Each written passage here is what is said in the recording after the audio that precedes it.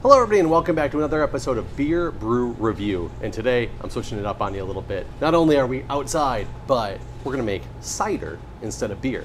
Hard cider, that is. What I have in front of me is 4 gallons of Whole Foods brand apple juice. And even though it says apple juice, it seems like it's more like apple cider, but either way, people have talked about having really good luck with this stuff. I've never made apple cider before. I've never made hard cider before in my life. So this is going to be a good experiment, but I figured instead of just making one big batch of hard cider or 1 gallon of hard cider, what I did was I got 4 gallons and we're going to make 4 different versions of hard cider to see how these things turn out. So basically today, what I got for you, like I said, is the 4 gallons of the Whole Foods apple juice. And the reason these are good is because they're a little expensive. They're $8.99 a piece. However, they come with their own glass carboy, so it's a 1 gallon fermenter right here. I coincidentally do have some airlocks and some stoppers for them.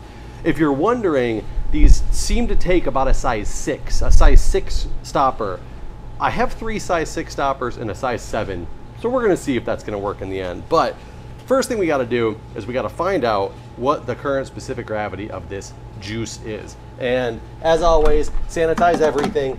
I already have a bucket of sanitizer down here on the side that you can't really see, that I've got my cylinder for and my hydrometer for checking the specific gravity. So let's crack one of these babies open and let's see. Woo, let's smell this thing first. Oh God, it smells delicious. Not only am I gonna pour myself a little bit of glass over here, I'm probably gonna make a mess when I do this. I only have 1 funnel, which is fine, but there's gonna be dry ingredients involved. And my assumption is also going to be that each one of these is going to have approximately the same specific gravity. That could be off, but that's what I'm going with here today. So basically I've got this full. Let's get my hydrometer out and see what my current specific gravity is. Spin this thing to get the bubbles off. And, oh wow, it's actually higher than I thought it was going to be. It's just over 1050 already. So if I just did this as is, it's going to give me about a 6% alcohol rating when it's all said and done. I want a little bit higher than that. I want to get this up to between 1070 and 1080. And the way I'm going to do that is I'm going to add a couple different ingredients. This is why I talked about making the different types of cider. I'm going to add some standard old granulated sugar, white sugar, to 1 of them. I'm going to add brown sugar to 2 of them. And I'm going to add some blue agave sweetener to one of the 4th one. The reason I'm adding brown sugar to 2 of them is what I'm going to do is I'm going to also add cinnamon to both of those. And one I'm going to do some cinnamon before primary fermentation, and the other one I'm going to wait until after primary fermentation. I've been told you should wait for your flavors until after primary fermentation, but I want to find out for myself how it actually goes. So basically now I'm going to take this. I'm not going to pour this back into the cider that it came from because the sugar is going to take up some room. Actually, the sugar is going to probably take up quite a bit of room. So what I have over here is an empty 1 gallon carboy sitting with some sanitizer. I don't know what I'm going to do with it yet, but I'm going to pour that back into there. Let's put that back in here. I'm going to pour this into here. I might need to pour out a little bit extra as well because I need to put probably about a cup of sugar in here. I'm actually not 100% certain. It's kind of like a guessing game, is really what it is. So let's pour some more of this stuff out.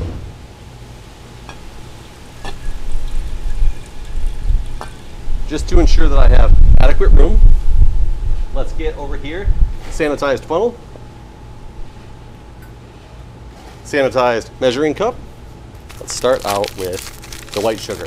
The whole goal of this is to make all 4 of these have the same specific gravity at the end, and then we'll kind of go from there. So being that this is only a 1 gallon batch, maybe I'll start with a cup, and we'll see how that goes.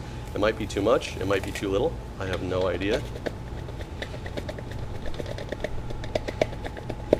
Come on. Now you can do this by warming it up on the stove from what I understand, but you got to be careful not to get too warm because you can apparently ruin a lot of stuff that's going on in the cider already. Granted, this is pasteurized cider, but there's no additives. You got to watch out if you're going to make this at home that you have no specific additives other than ascorbic acid's okay. This is actually 100% organic pasteurized unfiltered apple juice is the only ingredient in here. screen close so you can see what this is. So it's the Whole Foods apple juice, and I don't know if you can see the ingredients over here, right there. Organic, pasteurized, unfiltered apple juice. That's all that we got in there. But got a bunch of the sugar now on the bottom, so now I gotta spend some time shaking this up to mix it in. And this is kind of good because it's going to aerate it so that the yeast can have an environment that they like to live as well when I get to pitching the yeast. I got to make sure it's all shaken well. I'm going to let that actually sit. Whoop. Let it settle to make sure all the sugar has gone in. And in the meantime, I'm going to start adding some brown sugar to gallon number 2. So let's pour out some excess.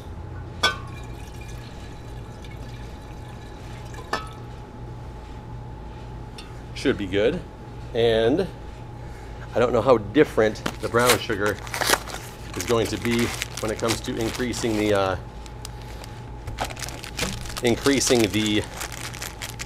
specific gravity, but we're going to go ahead and give it a try.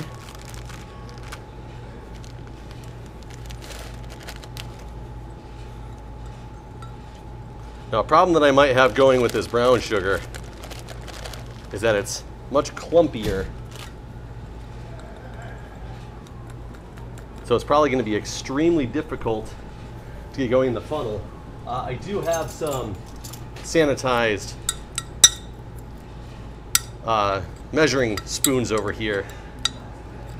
Hopefully I can use to spread it up just enough to be able to get it to go in here with my funnel. We will find out.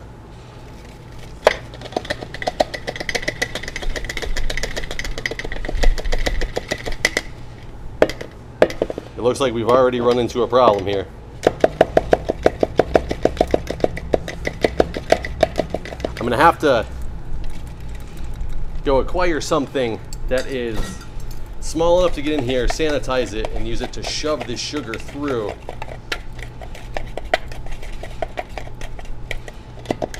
Because right now it is getting nowhere, so hang tight, I'll be back. All right, I'm back. Chopsticks. Make sure these get sanitized. Hopefully they're dry enough.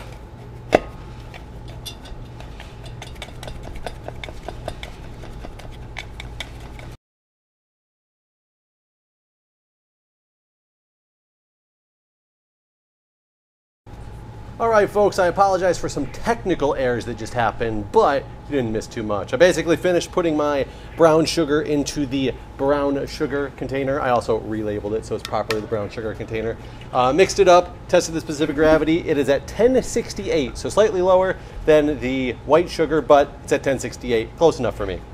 I then went ahead and put the brown sugar into the brown sugar plus cinnamon, and then added a teaspoon of cinnamon on top of it. I don't know how much cinnamon you're supposed to add, and like I said, I don't know if you're supposed to add it before primary, after primary, so we're testing. That's what we're doing here. I also did the specific gravity reading of this one, and it is also at 1068, so my brown sugar ones are quite even. I then went and filled the blue agave that I had in this one that's labeled blue agave. So its specific gravity is 1074, and I used the rest of this bottle of blue agave here. As you can see, it was about here. It was about a quarter, maybe a little bit more than a quarter. Used the whole thing. It actually took up a lot more room than I thought. I had to dump a lot more out of this than I thought I was going to. So took a couple iterations, but we got it. 1074 specific gravity.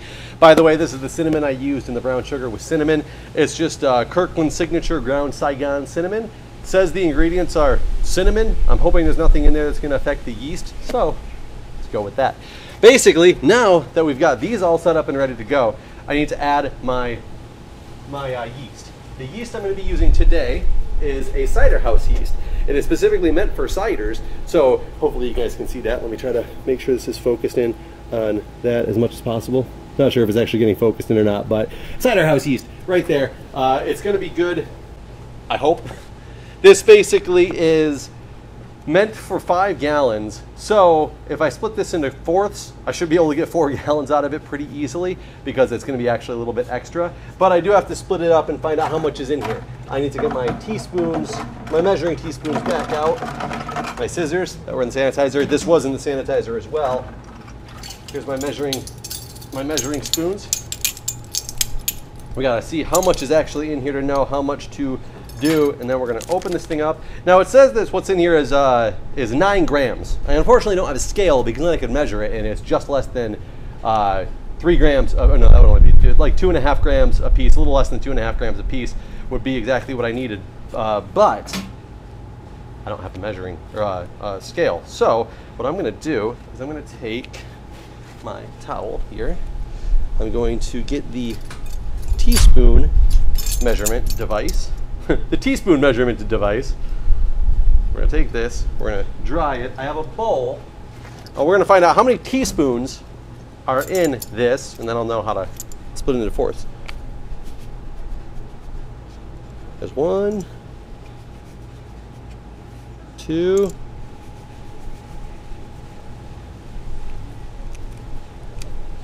okay, so it's just less than 3 teaspoons are in this package. Actually, yeah, if I add the remnant. So it's about 3 teaspoons that's in this package. So that's unfortunate because if I do a half in each one, that's only gonna get me up to 2 teaspoons. So it's like a little bit more than a half a teaspoon per. So we're just gonna kind of guess here. But that's what we're gonna do. So let's start with my white sugar. We'll put half a teaspoon of yeast and a little bit more. We will add my brown sugar, half a teaspoon, a little bit more. Agave, other one, half a teaspoon, a little bit more. Half a teaspoon, a little bit more. And I'll just start doling the rest of this stuff out until I get to finished. I knew it wasn't going to be an exact science. That's why I did it like this. And the nice thing is I have a little bit of extra yeast to play with because this should be able to make 5 gallons and I'm only making 4. So even if I'm not exact on this, there should be plenty of yeast in here to get these 4 gallons going. Now, to also make sure that we're going to get this thing going right, I also purchased yeast nutrient. So basically, this is going to make sure that the yeast have a good, healthy playground to thrive.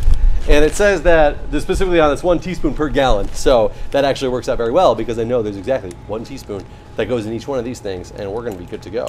So I bought this from Amazon, by the way. It was not that expensive. You can buy smaller ones. I bought the 8 ounce. I think you can buy like 1 ounce and 3 ounce packages as well. But I figured I will be using this for a while. I didn't realize that the way that they had actually sealed this in was not just the Ziploc bag. It's actually a Ziploc bag that's been like heat pressed. So I actually have to cut it open. And that doesn't even get me into this stuff. They sealed this thing in here, good.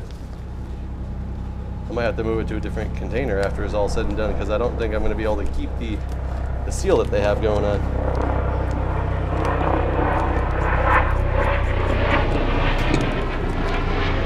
There's a MedStar flight helicopter. That happens when you record in the good old DC area. I'm in DC. It's plenty of action going on around here. So 1 teaspoon per. Get out the funnel because the teaspoon's a little bit bigger. Yeast nutrient. Yeast nutrient.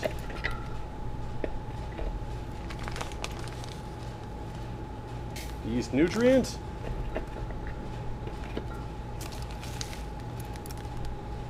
Yeast nutrient. So there we go. Plenty of yeast nutrient left. Seal that up. And now is when we get the airlocks all set up and ready to rock. 3 of these are going to be simple. One of these is going to be a little bit rougher.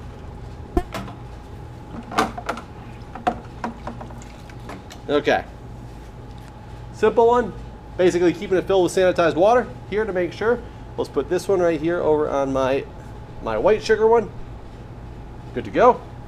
We'll have this one, different style airlock, right here on my brown sugar one. Good to go. We'll have this one on my blue agave. Good to go. See, that's the number 6 corks. Those work great. This number 7 cork, however, it's going to be a tight squeeze to get it in there. Make sure I got enough water in this airlock. This one had a little bit less than the other ones. There we go. And this one, make sure it's nice and dry. There are flies trying to get in here. So yeah, this is going to be a no-go on this. So what I'm probably going to do is just wrap some foil around it to hold it on there. The point of the airlocks is to stop things from getting into your cider. It's not required to have an airtight seal for the fermentation process to happen. So it's not the fact that I'm going to leave. You can actually leave them open as long as you're not worried about things getting into them if you want to. I personally don't want to leave it open. However, I do want to, you know, make sure it's sealed all as much as possible, because I'm not going to be able to get a good seal on there with that number 7 cork. But either way, I'm going to put these away somewhere cold and dark, and cool and dark, I should say. And I'll see you guys as this thing starts to bubble. Well, and here they are, bubbling away.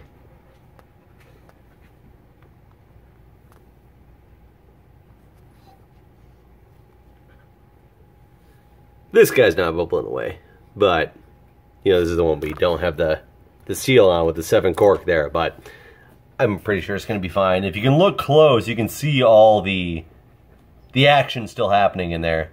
So the yeast is still doing its job. Doesn't need to be airtight. It's fine. But yeah, these things are working pretty hard. This is exactly 24 hours after I originally did this. This guy actually started bubbling about 2 hours after I put him in here. These two took a little bit longer, but hey, they're working.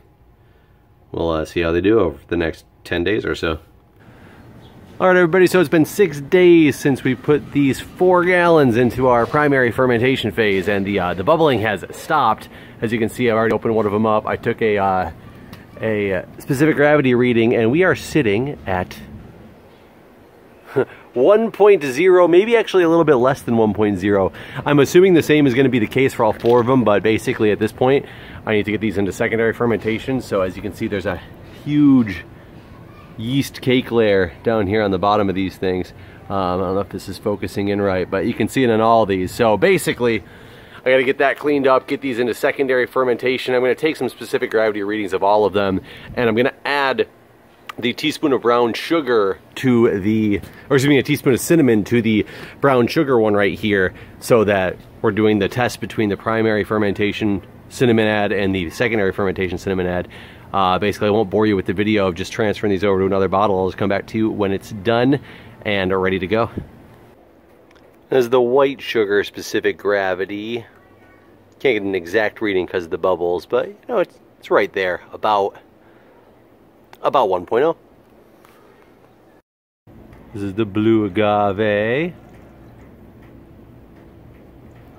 So right there, same mark pretty much. Finally, the last one. As you can see right there around 1, all of them were the exact same specific gravity, so every single one of them right there at 1. Alright, so there you have it. All 4 of these guys have now been put into secondary fermentation stage. If you'll notice, they're in the exact same containers as they were in before. It's because I only have 1 spare glass container, so basically I had to pour each one into that, clean these containers, and put them right back in. So it took me a long time to do because I very thoroughly cleaned them and then sanitized them all between doing this. As you can see, there's no more cake on the bottom there because they're all in new containers. I did take this guy here, this brown sugar one, and I added the extra cinnamon, the teaspoon of cinnamon into him. You can see it there kind of hovering on the top, even though I tried to mix it in. You can tell it's definitely darker than the one that's been with primary fermentation with the cinnamon in there going, but We'll give this a couple weeks in secondary fermentation phase, and then we will give these things a taste and see how they turned out, see if they turned out well, terrible, who knows what these are gonna do. But all right, guys, stay tuned.